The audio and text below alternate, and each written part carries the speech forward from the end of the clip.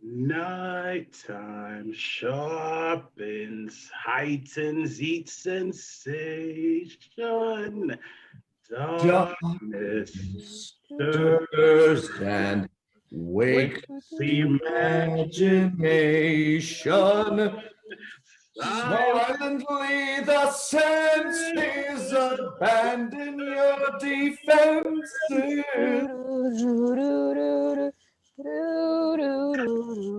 Hello, y'all left me hanging. That's the reprise part. That's the reprise part. That's the musical reprise part. Well, that led to my neighbor knocking on my door again, wondering what the heck I was doing Uh, singing so loudly. But yes, Phantom of the Opera. Felicia, you you missed committed. our little Oh, singing. I'm like, what song is this? I leave you guys for a day and a half and it's going off the rails. That's how we've been filling That, time. yep, that's about it. Hey guys, This we is want to the. start tonight. Yep. Oh, go ahead.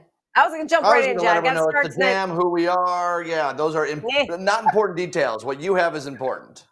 Yeah, CPS parents especially important to pay attention because Mary Lori Lightfoot is saying all CPS parents keep your kids home tomorrow. Do not send them to school.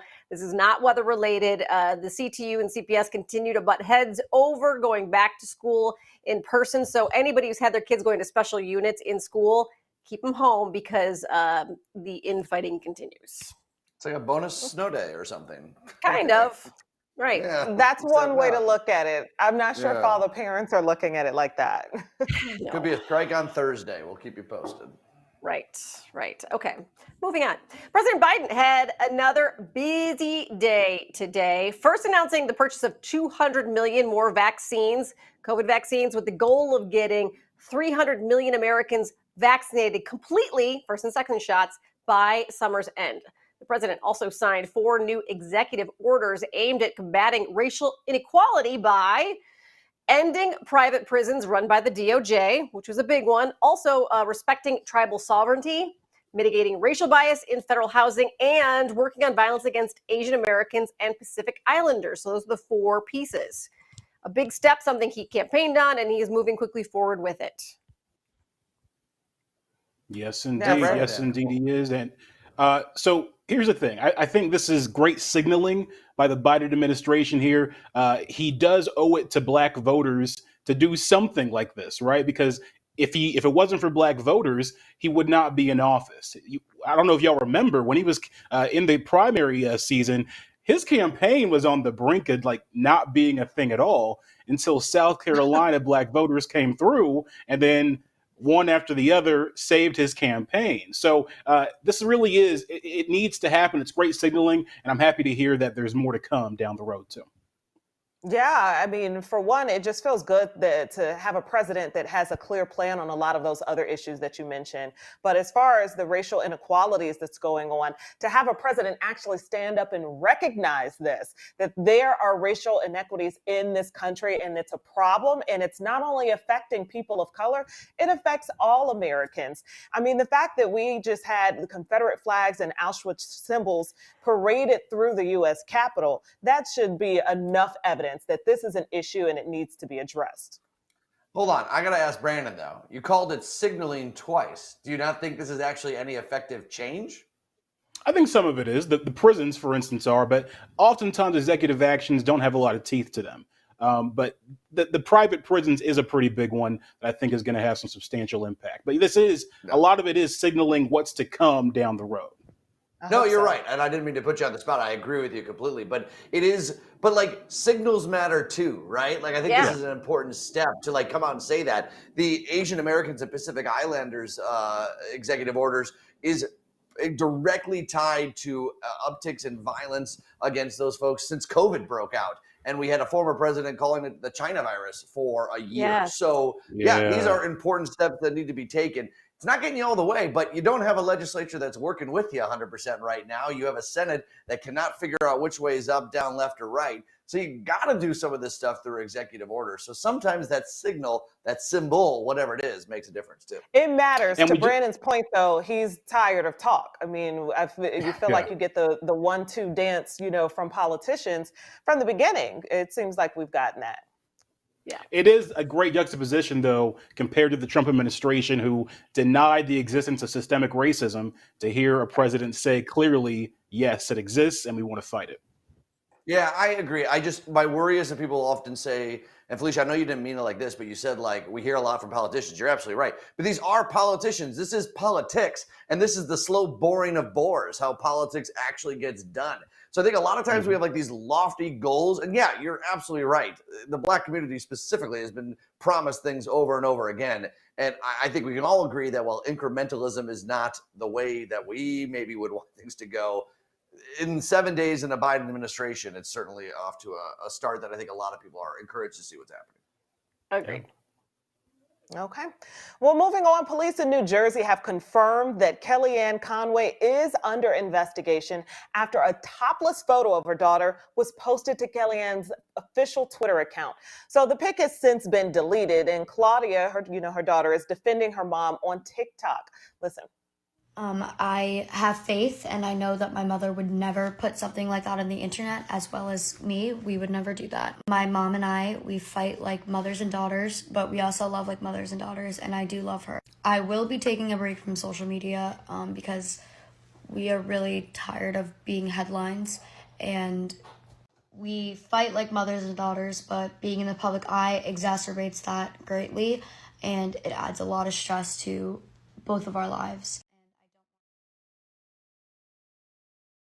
Is being investigated. We're talking, this is a child here. So we're talking about child pornography, child exploitation. So fortunately, the officials are certainly looking into what could have happened and who is actually responsible if they are saying that it was Kellyanne Conway's account was hacked. How the picture was even taken in the first place probably needs to be looked into. But it is not comfortable, whether you're a Kellyanne fan or not, it is not comfortable seeing her and her daughter spat in a public like this.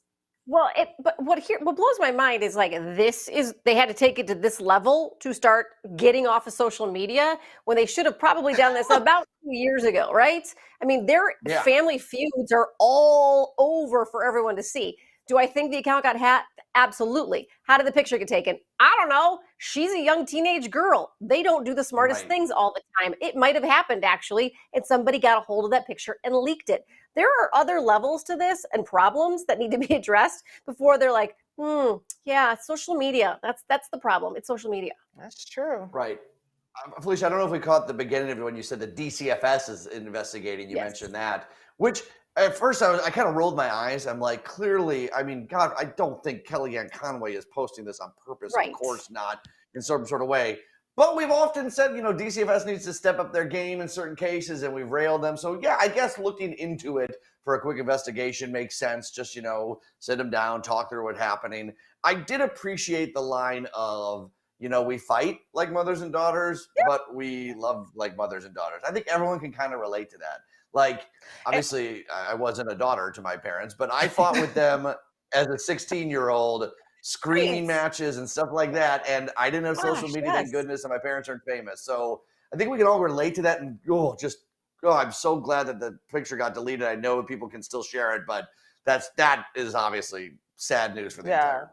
And just to clarify, I mean, Claudia said that she was thinking her mom had found the picture, had the photo, and was going to maybe have it for something in the future to bring up against her, but not necessarily to share it on social media with the public. That's a whole other level, Or send it to her husband and be like, can you believe this picture of what our daughter is taking? Like, we need to be aware of this as a family. Anyways, hey, smart kids out there, by the way, you should be thanking your mother. So a new study of intelligence shows that the X chromosome is what brings intelligence down. And of course, women have 2 X chromosomes. Men have the XY. The study also shows that kids' IQs are really correlated with their mother's IQ. So Amy, I hope you're doing a good job. Well, first of all, you said the X chromosome brings intelligence down, and that's not what you meant. You mean it. Up. So there's a good example right there. So when I read this, I was like, oh crap, because my husband's way smarter than me. I have a tendency to be a little bit more empathetic, as I think most women do anyway. So maybe in that sense, I'm teaching them. But I was like, man, like book smarts. Like, he was like, I did really good architecture, like smart guy, Yeah. and then I went to Southern. No. Come Amy, pat on. yourself on your back. Pat yourself on the back a little bit more, because they say that like attracts like, and you want to marry equally yoked and all that jazz. So a smart man would have had to have picked a smart lady. It's only right. I'd like to think of my husband and I both smart at different things. Right. Thank you. Us too. So, yeah, maybe the social, emotional aspects of things Right. and the common sense aspect. I got that. I got that Hey, too. one thing. And I will say this really quickly. Sorry. My mom had me and my sister and brother IQs tested when we were younger, and one of us tested Mensa level, and she never told us which one. Oh, man, that's You cruel. could have been a Innocence genius passed. by now, Amy. We don't know. Right. Amy, I've known you for a while. It wasn't you. I'm sorry. Okay, one thing, by the way, guys can hold on to one thing. Apparently, they surveyed 16-year-olds also as part of this study, and 16-year-olds trust their dad to drive more than their mom by a lot. But they like their mom's music in the car. So What a I will say, 16-year-old though, know. I trusted my dad more as a driver, although he got way more police tickets. Me too. But if Brandon Pope ever rolled up as my Uber driver, I would never get in. I'm a great driver, okay? Sterling record. Sterling I don't record. believe it. I just Really. don't have a car to prove it right now for you, Not okay? platinum, mind you. Sterling. But hey, Third guys, place, by coming the up. way. Third place. Exactly. All right, guys. Well, coming up, a hair accessory has tangled a Kansas college up in controversy. I'll explain when the jam returns. Stay right there.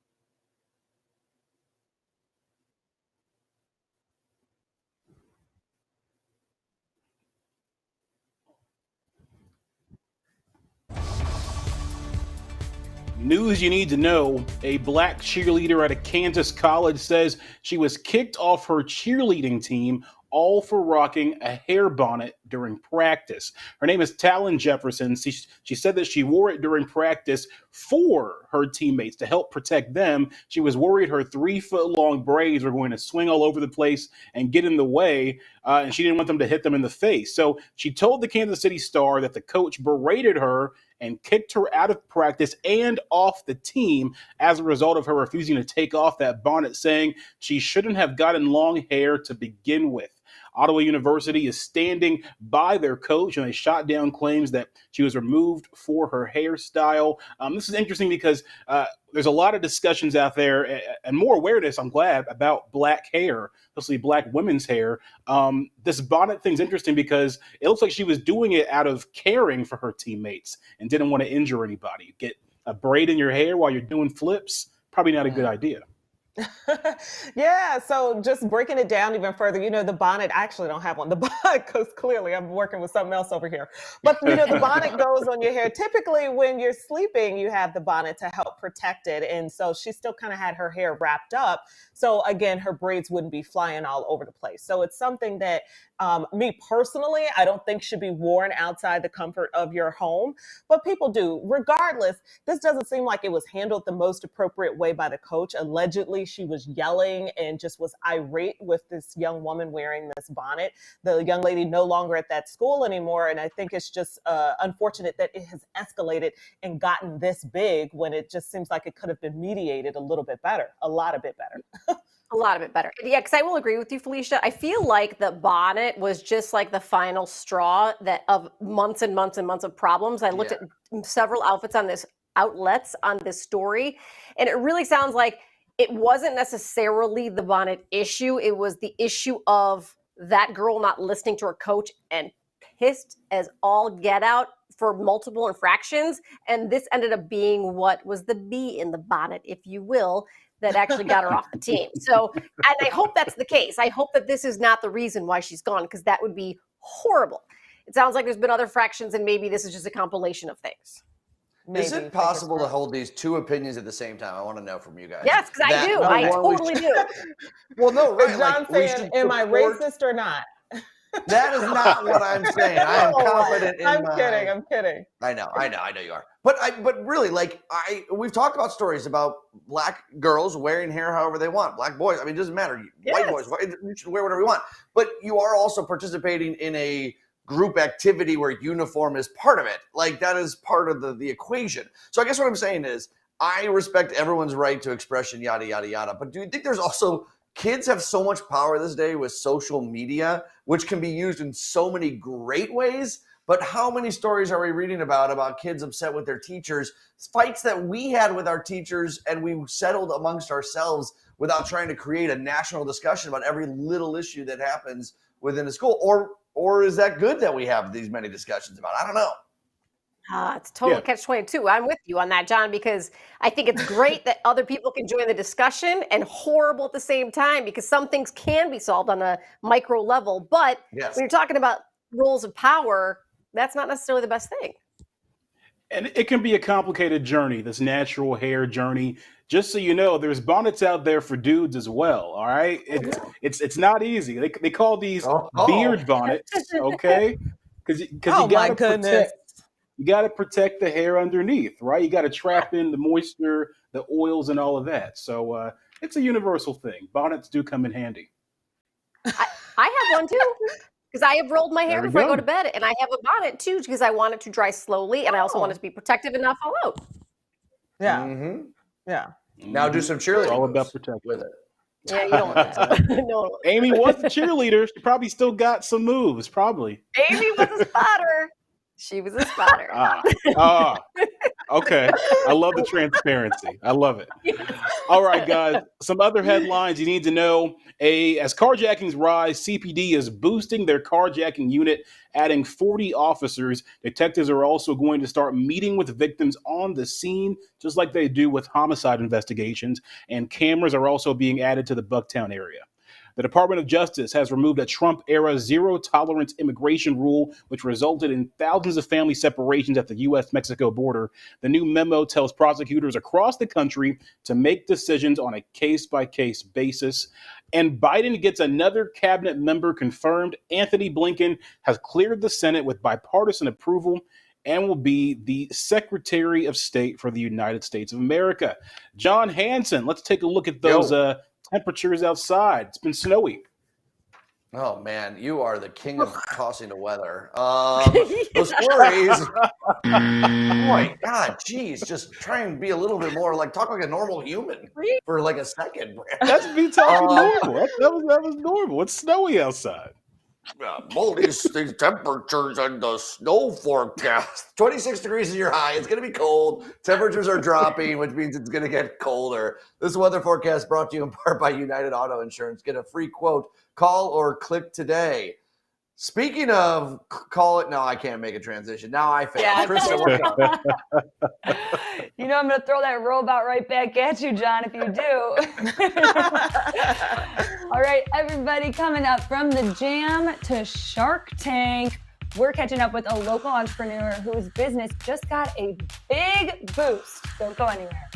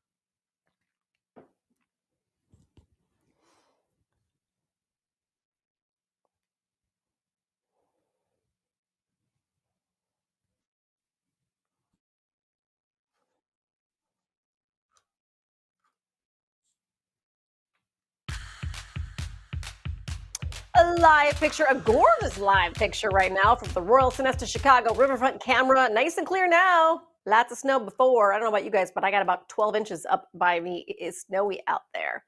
Well, frozen, cracked pipes, bursting water heaters, these are things that can cause major problems in your home. Like mine when my hot water heater puked on New Year's Day.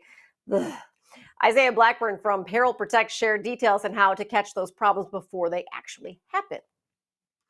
Yeah, Peril Protect, what we've done is we've merged in-home hardware monitoring hub and sensors with a call center and a 24/7 contractor network that we can dispatch local contractors to you.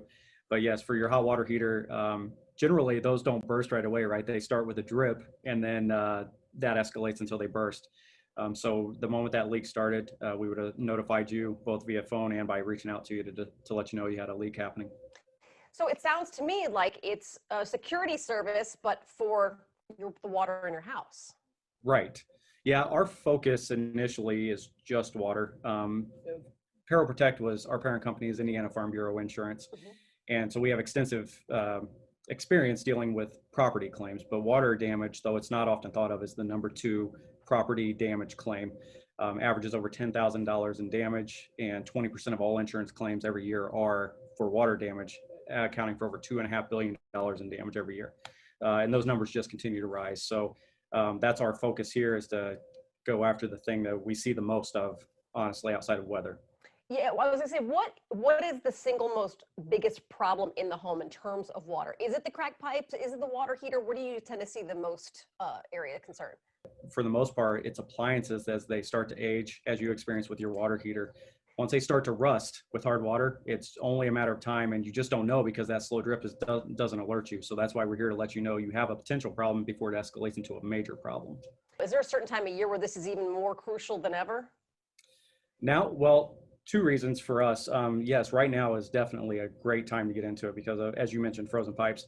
It's cold and it feels like it's been cold for a long time, but we haven't seen anything yet, especially with February and March coming.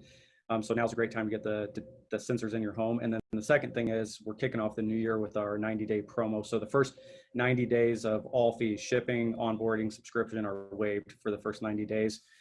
So we're trying to get the word out, and now we're expanding outside of Indiana and taking it national. In terms of like insurance, does your insurance would cover water damage, correct?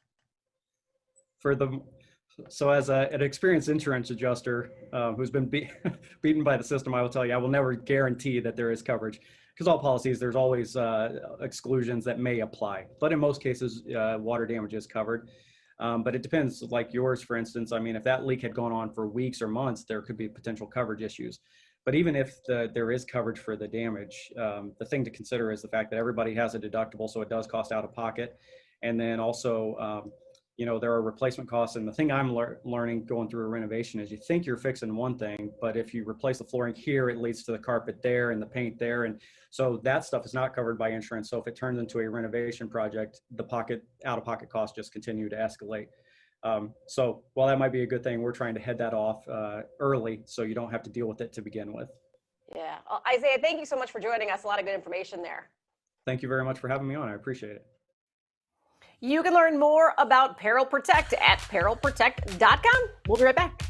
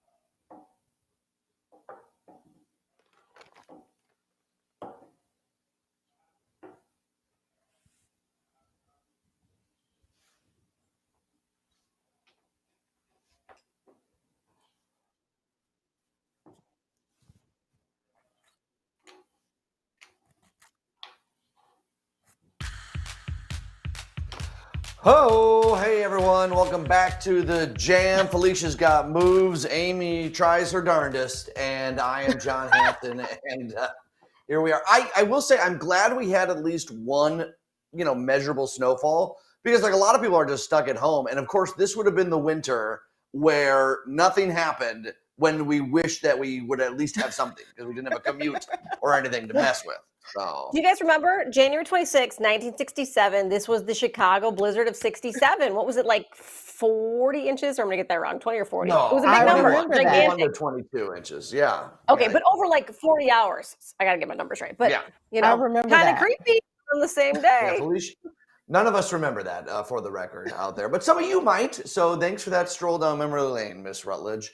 Okay, this is really cool. So we've all been talking about health awareness a lot more in the past year than I think we thought we would. But the CDC has this incredible tool that can bring things down to like a zip code level to show any sorts of numbers of health issues that a neighborhood might be experiencing. Cancer, tooth loss, mental health. It's a really interesting tool that can help local experts solve some really important crises. And I think having this data for local leaders, for community leaders to really be able to understand what's going on in their literally neighborhood is a welcome addition to the tools that we have. What areas suffer from what diseases, illnesses more than others? Why is that so important? Having the ability to understand what's going on in community really helps you to figure out where you want to use your resources, how best to use them. I'm sure you know in public health, we never have enough resources, and using them to really help change this burden of disease, I think is really a critical goal. But I mean, the goal also would be to create some legislative changes out of this too. Well, sure. I mean, policymakers, this is data that's critical to them as well. Understanding where there are pockets, for example, where there's high rates of smoking. It's not the same everywhere. Right. Many of these policies are not statewide. They can be very local policies. Oh, yeah, and you can check out that really cool tool. We showed you some of it, but it is addicting. And you learn a lot over at the CDC tool. Log on to cdc.gov/places, and the information right there on your screen. Could help make a difference. Cool. Okay, time for Chicago in 60. Chicago's first mass vaccination site opened today at the Tinley Park Convention Center. But you can't just walk in. You have to have an appointment.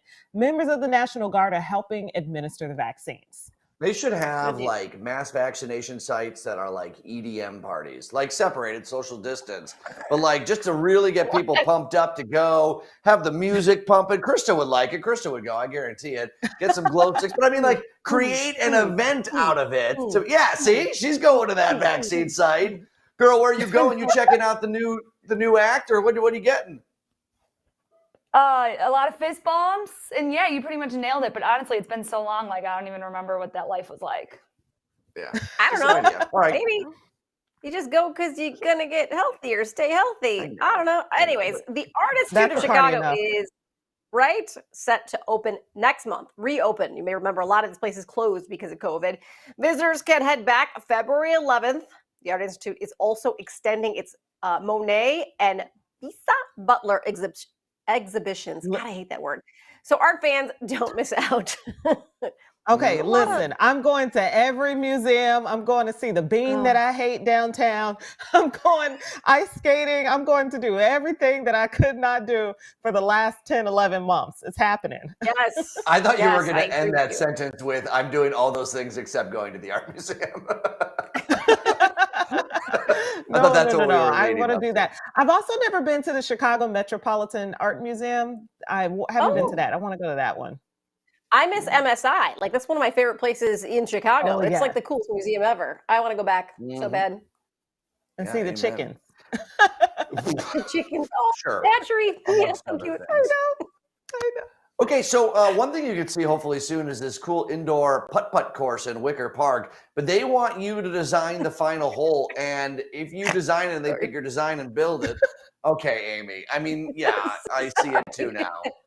I see it. I mean, you don't have to laugh every time the word hole comes on television. But, I showed this to Henry earlier, and we were dying laughing. But I designed a little hole. Here's what you do. You put it from here, and then you go up here, and then this is like a hot air balloon, and then your friends have to like blow it over the mountain and the lake, and then you finish the course right there. So if they pick this design, I get free mini golf for life at this place with a friend. I just got to pick, who am I bringing, Felicia or Amy? Question, is that like the Valley of Mordor? Because the heat from that place is going to mess up your hot air balloon. A Valley of Amy, right, Mordor. right. See, again, you take something fun and you do what you do, and it's no longer fun. Okay. I made it I think fun we for called me. you the fun sucker last week, and that's what we're going to continue with. So. I don't know what you guys are talking about. This is like another language. Lord of the Rings. All right. Moving on. Oh, Lord of the Rings. Okay. Well, I only saw the first one. I didn't see the other two. Oh, okay. Missed out on that trilogy. Let's keep it going, you guys. 2 years ago, we met Zach Schreier and Nick Hamburger, who are the co-founders of Quevos, which is an egg white snack. And in 2019, the pair had just created their Kickstarter campaign. And now Nick is here to update us on their recent Shark Tank appearance. Nick, thank you for being here. And I got to say, congratulations. To see the growth is amazing. What was Shark Tank like? Yeah, it's great to be here. Thank you for having me. It was a crazy experience, definitely the most nerve-wracking experience of Zach and my lives, but we kind of powered through the nerves and ended up really happy with the pitch. And we ended up getting a deal from the guest shark, who's the founder of Kind Bar. So it was absolutely an unbelievable experience for us.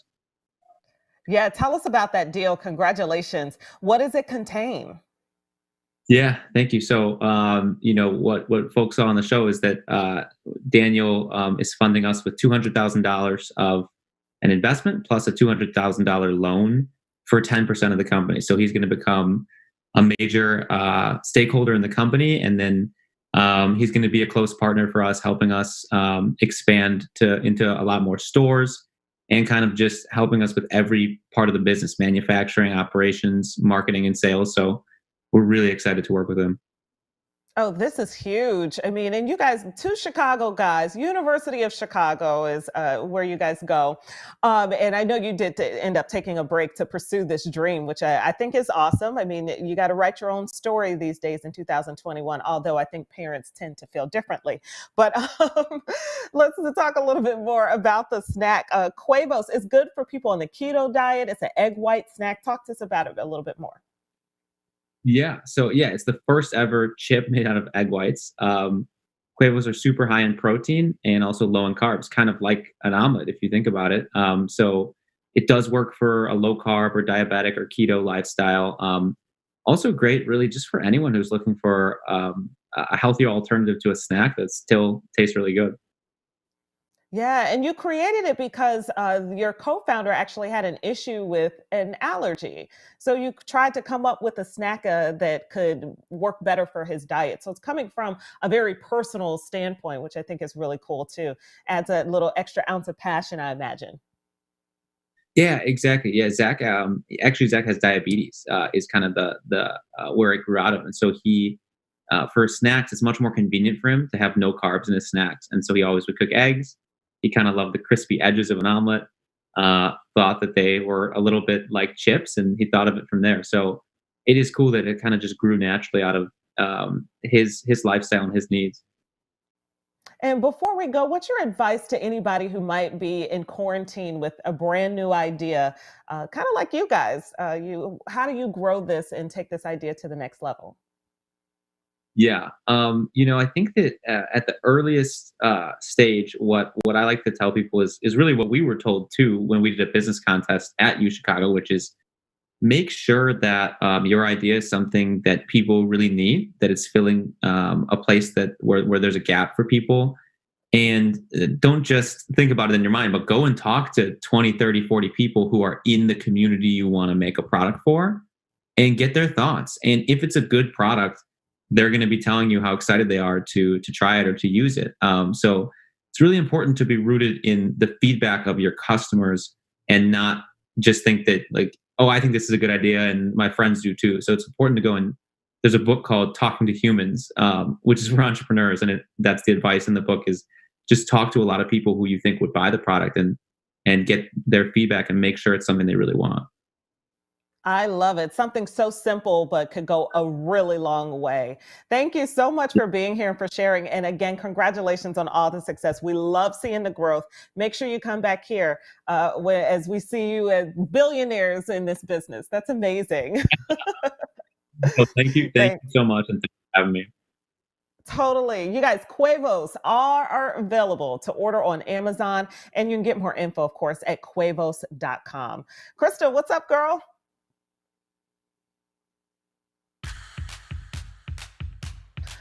Apparently, nothing's up.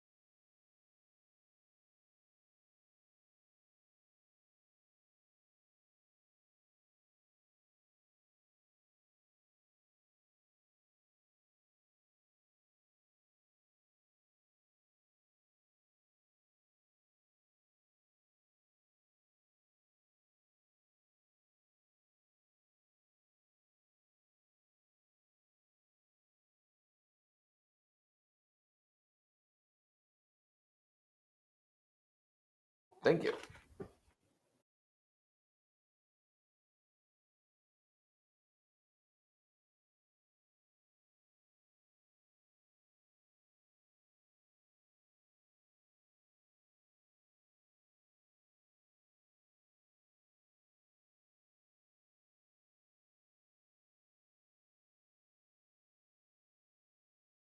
Starting off the new year, and it is not an easy one for a lot of people in our communities right now. So we need your help to feed Chicago. CW26, the U, Me TV FM, and Beam Legal are partnering with the Greater Chicago Food Depository to donate $15,000 in meals to people across Chicagoland. So text CW26 to 41444 to help other people out. Or you can go to CW26chicago.com to donate. We're accepting donations now until Friday, February 19th. We all know times are tough right now. We also know times are not going to get easier anytime very soon. So let's do what we can to make our community better. All right, let's talk sports here today. The 1-year anniversary of the helicopter crash that killed Kobe Bryant and his daughter Gianna. They were on their way to a Team Mamba basketball game. Also killed in the crash, John and Carrie Altobelli and their daughter Alyssa as well. Sarah Chester and her daughter Peyton, assistant coach Christina Mauser, and pilot Era Zobayan. The NTSB, they're still working on the case. On February 9th, they're going to have a kind of a town hall where they talk about the probable cause. Surviving members of the family, they've all filed wrongful death lawsuits against the helicopter company. That's kind of where we are there. But I think a lot of people posting today just, still bewildered by the whole thing. Yeah, I mean, it was such a shock to the community. The more information that came out about the weather conditions, we understood a little bit more. But no matter how you look at this, the whole thing is sad.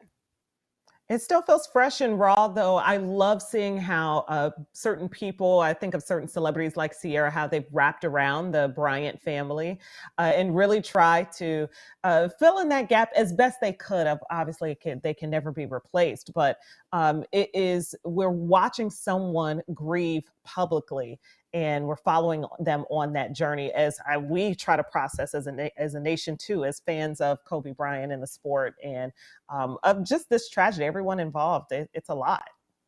Yeah, it's hard to believe it's been a year. I mean, it's such a gigantic loss in the sport, not just because Kobe Bryant was such an outstanding athlete, which he was. He's one of the greatest players of all time, but it's because he was such an outstanding human being. And the things that he did off the court, the mentorship he provided to players, his work in advocating women's basketball and the game of women's basketball, even before he became a girl dad. Like, this man he walked the walk, he talked the talk. And even in past experiences in media, interviewing Kobe Bryant, like through media scrums, he's been nothing but gracious, nothing but nice, and advocating for others. So it's a loss that we still are grappling with, because it still feels like it was just yesterday, right? Yeah. It's going to take a while to get over it. Well, the Baseball Hall of Fame class of 2021 is going to be a class of none. It's the first time since 2013. Most notably, the league's most controversial players, Barry Bonds, Roger Clemens, and Curt Schilling, they came up short of the 75% threshold that is needed to gain entry into the Hall of Fame. The trio only have one more year left of eligibility. 2022 is their absolute last chance to get in to the Hall of Fame. This is really interesting. I know, John, you got a lot to say about this too. Given, this era of baseball, the steroids era in general, right? And how do we treat that? I know for me, someone who grew up watching people like Barry Bonds, we can talk steroids, talk about the statistics, but it's weird not seeing these guys in the Hall of Fame, because these are the people I grew up watching play the game, and seeing them be so great at it and not get in just feels weird. Yeah, there was years and years and years where pitchers spit on the baseball and threw it into home plate, and everyone played by those rules, and you are played by those unwritten rules, I guess you could say. And there are a lot of people in the Hall of Fame. I guess what I'm saying is a lot of people were doing steroids. It wasn't just the hitters, it was the pitchers too. I know that is not the most popular answer, but they were the legends of that time. And that time happened to include something that they shouldn't have been doing. You could say that going back like the 70s and the 80s was a cocaine palooza happening in baseball. People have written about this incredibly. Seriously. Yeah. And seriously. Yeah. And like, you still lost some of those players in. So like, I understand that steroids is performance related versus, some people might say cocaine is for their baseball players. Cocaine is. All I'm saying is it's the era that we were in, and how 2020 of this, that last year when they couldn't have a ceremony, they got 5 players in and they couldn't do it. And now this year that they're going to have a ceremony again, they got 0 people. Well, and sorry, and this is my ignorance, but did Sammy Sosa get in? No. He'll be one of the last ones, because he never admitted to it. Like, at least some of the other guys have admitted to it. So I think that's part yeah. Okay. Well, it has been 35 years since the Bears won Super Bowl 20. They beat the Patriots 46-10. They haven't won since. Patriots are set to square off against the Chiefs in Super Bowl 55. Really quick, how much you got that the Bears are going to win? John, go. In the next 35 years? No. No, in Super Bowl 35 years, I give them a 1 and 2 chance, 50-50 to win in the next. No time soon. No. 50%. Not with Ryan Pace as GM. Never. No, I don't see it. They need a quarterback. I think it's going to happen. I give it 5 years. It's funny we had 5 years. I don't see it. That's a guess. Unfortunately. Yeah. Hey, John Hanson. Your 7-day. Yeah, what's up? Are you trying to do another transition to me, Brandon, or no? I was gonna try. Take it away. 1, 2, 3, go. All right. Look at Saturday, Sunday, folks. This is still a couple days away, but we could see another round of heavy snowfall. We'll know more as we get closer. This weather forecast brought to you in part by United Auto Insurance. Get a free quote, call or click today. We'll be back.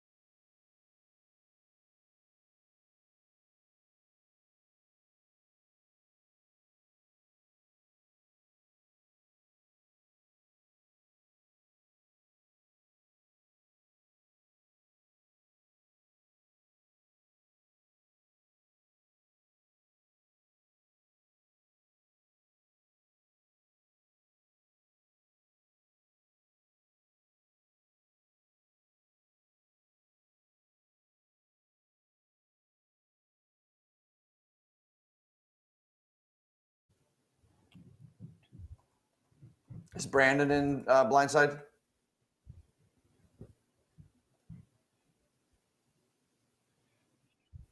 Cool.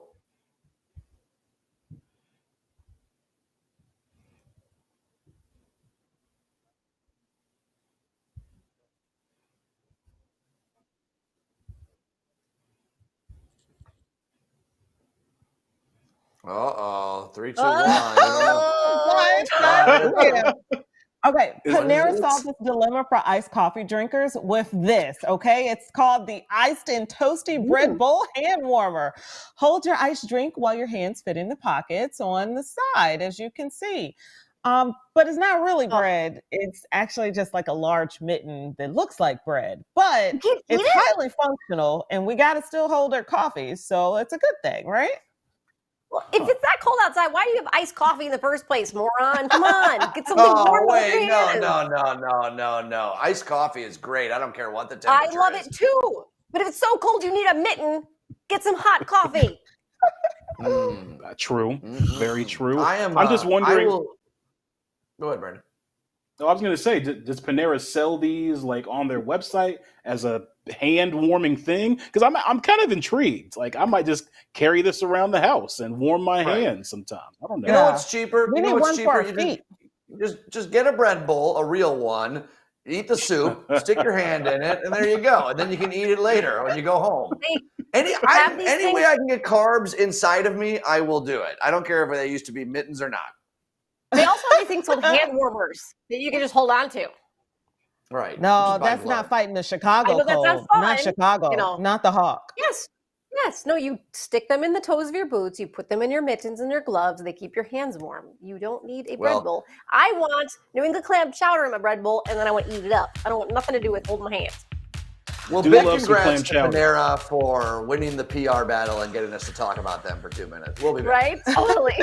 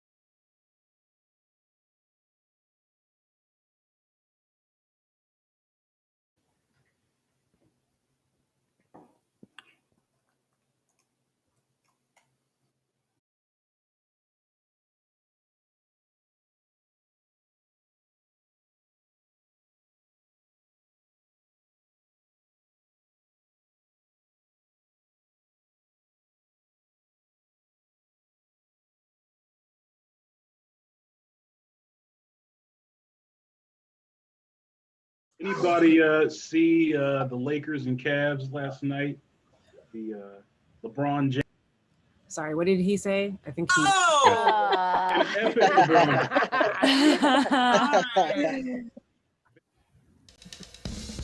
Always. Why would anybody watch that game? Censorship. Hate to see it. You and Josh Hawley, yeah, you've really been censored. There you go. All right, guys. Let's get into it, guys. Seems like there's always something big happening in news, never a dull moment, right? So we all have our careers, but I want to go back to your childhood, if it was your childhood. What's the first major story that you remember hearing about? Okay, so I'm going to go first. I think I've said this to you guys before. It was 1987. Baby Jessica, 18-month-old, got herself fallen down and stuck inside a 8-inch pipe. And they worked for 2 days to drill down and across to get this poor girl out of the pipe. She ended up losing like a foot or I'm sorry, not a foot, a toe, and she's got some scrapes on her head, but she's, she grew up to be a wonderfully fine, functioning adult, does not remember a thing from that day, and it literally changed my life in terms of news. I started watching news that day. I was in tears. Wow, that's awesome. I That's was a cool story. 12. Yeah. Yeah. Mine's boring. The fall of the Berlin Wall. Okay, yay, communism's dead. Oh, what about you? Hardly for boring. Okay, here's mine. Here's mine.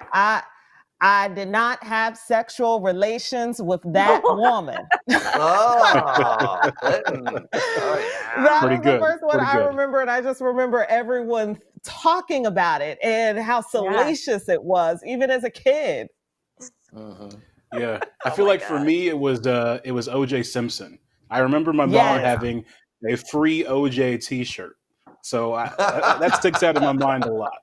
If the glove doesn't fit, it's the thing. I was getting an orthodontist appointment when Clinton was impeached. Real good memory. All right, everyone, we will see you tomorrow. Just a little side note.